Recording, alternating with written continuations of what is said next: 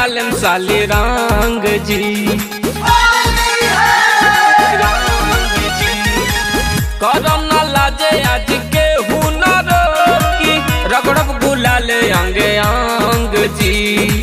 Chinese पिचकारी के बंद भइल रेंज रंगब हाथ से समित सलावार। जीजा ऐसे डाले नया अंगूरिया छिली जाए हमारा जुगाड़। जीजा ऐसे डाले नया अंगूरिया ऊपर से डाले खड़े खाड़। जीजा ऐसे डाले ना अंगूरिया डाले ना अंगूरिया।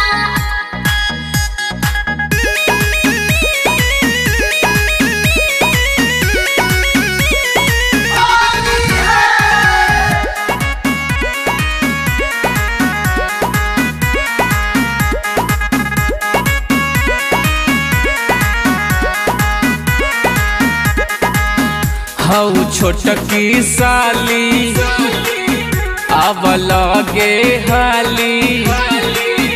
तू ही कर फरमाइश रंग कहाँ कहाँ डाली। रंग कहाँ कहाँ डाली सुना। हऊ छोटकी साली अब लगे हाली। तू ही कर फरमाइश रंग कहाँ कहाँ डाली।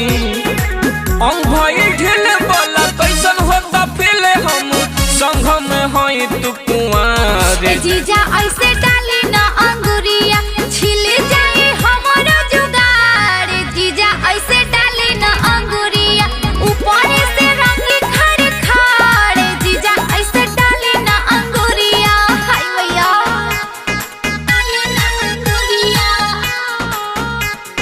डाली ना अंगूरिया।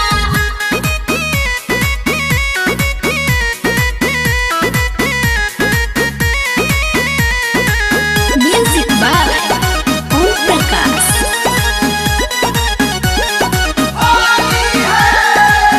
सुनी पीटर मनीष जी आबे रउआ पखिस जी। मुँह रंग के बहाने काहे करता निकिस जी। काहे करता निकिस जी। सुनी पीटर मनीष जी आबे रउआ पखिस जी। मुँह रंग के बहाने काहे करता निकिस जी। तहरा से निमन हो एमडी साहेब जीजा छोड़े पिचकारी के फुहार। साली जानी कर तू देरिया होली के लूट लहर। साली जानी कर तू देरिया डला बुझवान का अचार। साली जानी कर तू देरिया।